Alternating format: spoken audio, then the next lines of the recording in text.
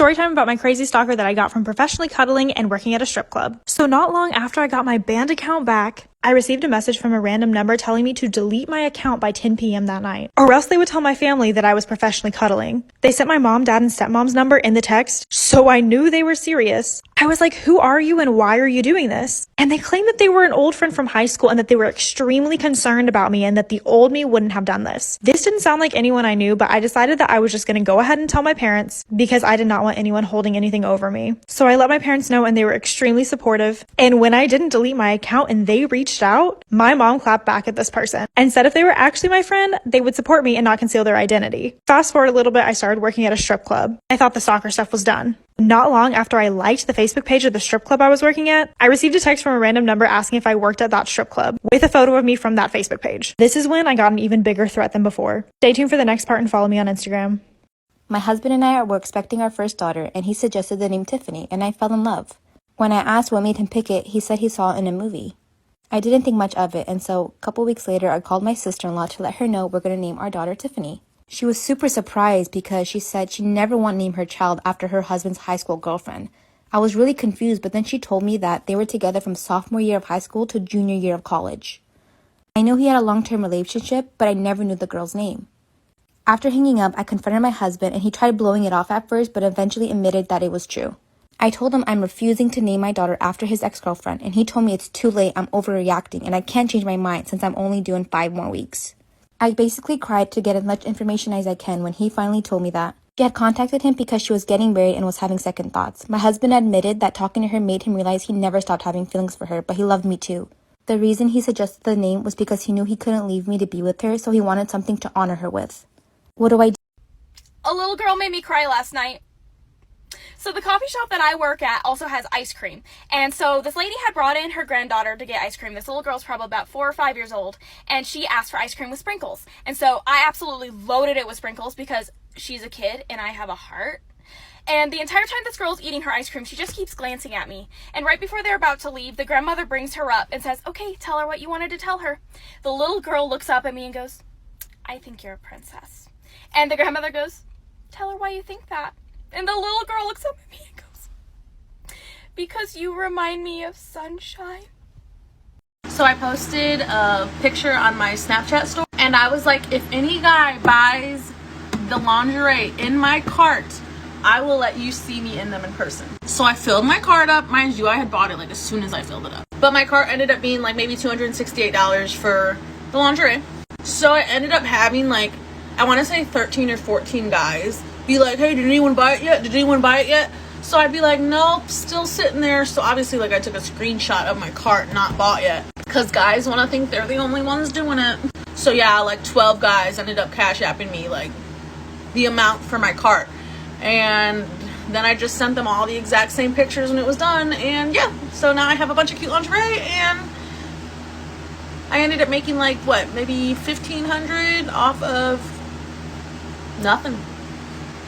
Part 2 of how I stole my boyfriend's side chick. Jessica and I decided to meet up downtown and come up with a plan on how we were going to confront Zach about playing us both. We were planning on doing it together to make him as uncomfortable as possible. I was surprised when I first saw her because she was drop dead gorgeous, which made me a little nervous at first. We met up at a brunch spot and began talking over mimosas. She was furious with Zach for wasting her time and lying to her, as was I. Everything she was saying was exactly how I felt. A few more mimosas in, and she said, we don't need him, we're way too cute for him anyways, especially you. That's when she grabbed my hand to comfort me. When she grabbed my hand, I got nervous and jokingly made a comment about how I'm done with men. Surprisingly, she agreed and said we should start dating women instead with a smile. We went shopping after brunch and ended up back at her place a few hours later drinking wine. A few glasses in, we began trying on and modeling some of the new clothes we bought. One thing led to another and we hooked up. We really hit it off and we stayed up all night talking and laughing. I went to her place again the next night and the night after that. We both ended up completely ghosting Zach and dating each other instead. It's been over a year now and we couldn't be any happier. So thanks, Zach. Part 2 to my homophobic family kicking me out of the house and replacing me with my best friend. So I cannot believe the audacity of my family literally replacing me with Katie. Not only was she just over there for movie night, but they had actually moved her into my room, the room that I was raised in. I felt so much fury that I had to walk around the neighborhood for a while just to calm down. But eventually I just started to walk back to the house that I was staying at. Once I got in, Katie messaged me. She apologized for being such a bad friend, but then she said she had a secret. And she came out to me as bisexual and begged me not to tell my family. She felt like my family was her own and she didn't want to get kicked out. I was so frustrated that she was keeping the same secret that I had in my house, but she's getting to actually stay at my house. It has been a full year now and she is still with them to this day. But thankfully, I'm now living with my boyfriend and his family has accepted me as bisexual. I am honestly so much happier and better off. If you guys have a story that you'd like to share, follow me and DM me on Instagram. Storytime about my roommate's crazy girlfriend. I'm a lesbian living with my good friend who's a guy. I own the apartment and rent out the room to him. A month ago, he met a girl online and they started dating. She's constantly at our place and I'll be honest, I don't like her. She's always been incredibly rude and standoffish towards me. I eventually learned that it's because she thought I had a thing for my roomie even after he told her I was gay, to which she replied that I don't look gay. A few weeks ago at a kickback at our place, I pulled her aside telling her that I really am gay and I hope that we could be friends. She seemed to take this very well and was overly friendly with me for the rest of the night. The next day, my roommate wanted to talk to me saying that his girlfriend feels uncomfortable around me after I drunkenly hit on her. What? I wasn't drunk at all and I'm not attracted to her whatsoever. I explained to my roommate what really happened and he was skeptical but took my word for it, chalking it up to a miscommunication. A week later, we had another kickback and his girlfriend was there, of course. I was cordial but stayed away so another miscommunication wouldn't happen. Towards the end of the night, another friend said to me, "Dude, what's going on? She's telling everyone that you've been hitting on her all night." I was pissed off and went up to her in front of everyone saying, "What the hell's going on? Why are you speaking lies about me hitting on you to all my friends?"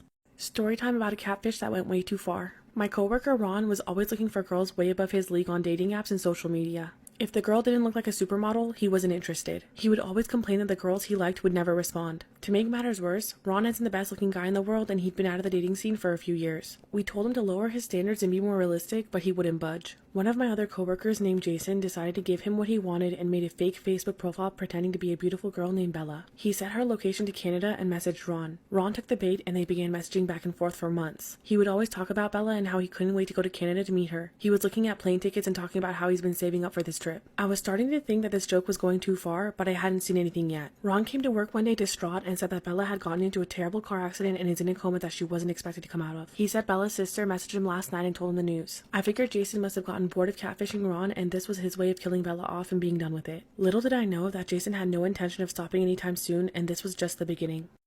Okay, so this is part 2 to my series on the dark web. So all of these websites are listed in very long, hard to remember codes that change very frequently to avoid law enforcement. And instead of using .com, .org, .net, you use .onion. Well, one of the biggest websites on here is called Silk Road. This website is responsible for 1.1 billion in transactions in 1 year. It is a massive drug market. You can buy things like counterfeit money on here, also Facebook accounts to hack into, fake passports, stolen credit cards, and I may or may not know a few people who have gotten their fake IDs from there. Honestly, not uncommon. Now, there's also hitman websites on here as well. For example, you have something called Assassination Market. And y'all, this is insane. On this website, a victim will be added to a list of targets. Users will bid Bitcoin on when they think this target is going to die. The most accurate bidder gets the whole pot of Bitcoin. The problem is that many of these users start to just participate themselves so that they can win. Like they become the hitman, which is way cheaper than just hiring an actual hitman. But there are theories on who's actually responsible in controlling all of this. Put a finger down if the guy that cheated on you ended up getting the other girl pregnant. God, I hope this is not something that we can relate on. Well, to provide a little bit of backstory, I met this guy that we'll call Logan at a bar. And while that should have maybe been a red flag, homegirl really thought she met her Prince Charming. He swept me off my feet, we exchanged numbers, and eventually decided to give us a chance. And let me tell you, the first year was a fairy tale. For months, we talked about having a baby. And eventually I ended up getting a positive pregnancy test back. So I was scared, but excited to give this to him. And when I handed it to him, honey, he just went silent. I asked him how he felt, and his response was, like I need to pee. Later on, I begged this man to propose to me because we're having a baby together, and he proposed to me with the cheapest turn your finger green ring. And I know these are fat red flags, but at the time, I just saw them as pink because I was giving birth to our son. Well, the second it was time to give birth to him, my fiance wasn't involved at all, to the point where the nurses were asking if the dad was in the picture. I was straight up alone. But now pay attention. One female friend that went on double dates with us often, named Tori, came up with my husband to check on me.